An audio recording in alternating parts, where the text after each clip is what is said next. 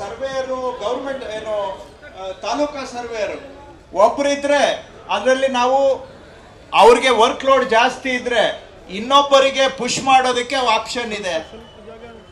ಆ ರೀತಿಯಾಗಿರುವಂತ ಆಗುವಂತ ಕೆಲಸಗಳು ಬೇರೆ ಬೇರೆ ಇಲಾಖೆಯಲ್ಲಿ ಬೇರೆ ಬೇರೆ ಕೆಲಸಗಳು ಇರ್ತವೆ. ಇದಕ್ಕೆಲ್ಲ ದಯವಿಟ್ಟು ಮೂವರು ವರಿಷ್ಠರು ತಾವೇನಿದ್ದೀರಾ ಅಧಿಕಾರಿಗಳು, 3 ಇಲಾಖೆಯವರು, ನಾನು ನಿಮ್ಗೆ ಇಷ್ಟೇ ಒತ್ತಾಯ ಮಾಡೋದು, ಆಗೋ ಕೆಲಸ ಮಾಡಿಕೊಡ್ಬೇಕು. ಆಗೋದಿಲ್ಲ ಅನ್ನೋದು ಆಗೋದಿಲ್ಲ ಅಂತ ಸ್ಪಷ್ಟವಾಗಿ ಅವ್ರಿಗೆ ಉತ್ತರ ಕೊಡ್ಬೇಕು. ಅವರು ಜನ ಕೇಳೋದೆಲ್ಲ ನಾವು ಮಾಡ್ಕೊಡಕ್ ಆಗೋದಿಲ್ಲ. ಆಮೇಲೆ ಇಲ್ಲಿ ಬರೋರು ಹೆಂಗಿರ್ತಾರೆ ಅಂದ್ರೆ ಅವ್ರದ್ದೇನೋ ಪರ್ಸನಲ್ ಡಿಸ್ಪ್ಯೂಟ್ಗಳಿರ್ತವೆ, ನಮ್ಮ ಹತ್ರ ಬರ್ತಾರೆ, ಅದನ್ನ ಅವ್ರದ್ದು ಸೆಟಲ್ ಮಾಡ್ಕೊಳಕ್ಕೆ. ಅದಕ್ಕೆಲ್ಲ ನಾವು ಪಾರ್ಟಿ ಆಗಕ್ ಆಗೋದಿಲ್ಲ. ನಾನು ನೇರವಾಗಿ ಹೇಳ್ತೀನಿ, ಅವ್ರ ಮುಖಕ್ಕೂ ಹೇಳ್ತೇನೆ, ನಿಮ್ಗೆ ಎಲ್ಲರ ಮುಂದೆನೂ ಮೈಕಲ್ಲೂ ಹೇಳ್ತೇನೆ.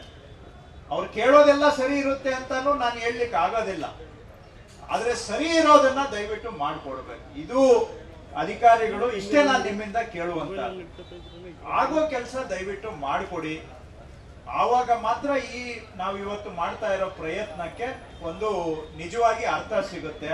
ಅದನ್ನ ಮಾಡ್ತೀರಾ ಅನ್ನೋ ನಂಬಿಕೆ ನನಗಿದೆ. ಅದಕ್ಕಾಗಿ ನಿಮ್ಮ ಮೇಲೆ ನಂಬಿಕೆ ಇಟ್ಟು ನಾನು ಇವತ್ತು ಇದು ಜನಸ್ಪಂದನ ಕಾರ್ಯಕ್ರಮ ಮಾಡ್ತಾ ಇರೋದು. ಇಲ್ಲ ಅಂದಿದ್ರೆ, ನೀವು ಮಾಡೋದಿಲ್ಲ ಅಂದಿದ್ರೆ ನಾನು ಇದು ಕೈ ಹಾಕೋದಿಲ್ಲ. ಯಾಕಂದ್ರೆ ಕೈ ಹಾಕಿ ಕೈ ಸುಟ್ಕೊಳ್ಳೋದಕ್ಕಿಂತ ಕೈ ಹಾಕದೇ ಇರೋದು ಒಳ್ಳೇದು. ಬಟ್ ನೀವು ಇದನ್ನ ಫಾಲೋ ಅಪ್ ಮಾಡ್ತೀರಾ. DC ಅವರು ನನಗೆ ಅಶ್ಯೂರ್ ಮಾಡಿದ್ದಾರೆ, ಇಲ್ಲ ಸರ್ ಫಾಲೋ ಅಪ್ ಮಾಡ್ತೇವೆ, ಪ್ರತಿಯೊಂದು ಇಶ್ಯೂನು ಅಡ್ರೆಸ್ ಮಾಡ್ತೇವೆ ಅಂತ ಅಶ್ಯೂರ್ ಮಾಡಿದ್ದಾರೆ. ಅವ್ರು ಅಶ್ಯೂರ್ ಮಾಡಿದ್ಮೇಲೆ ಇವತ್ತು ನಾನು ಈ ಕಾರ್ಯಕ್ರಮ ಇಟ್ಕೊಂಡಿರೋದು. ಸೊ ಅದೇ ಪ್ರಕಾರವಾಗಿ ತಾವೆಲ್ಲರೂ ಕೂಡ ಇವುಗಳನ್ನ ಅಟೆಂಡ್ ಮಾಡ್ತೀರಾ ಅಂತ ನಂಬಿಕೆ ಇದೆ. ಮಾಡಬೇಕು ಅಂತ ಮತ್ತೊಮ್ಮೆ ತಾಕೀತ್ ಮಾಡ್ತಾ ಇದ್ದೇನೆ. ಇನ್ನು ಹೆಚ್ಚಿಗೆ ನಾನು ಸಮಯ ವಿಳಂಬ ಮಾಡಲಿಕ್ಕೆ ಹೋಗದೆ ಆರಂಭ ಮಾಡಬಹುದು DC ಅವರು.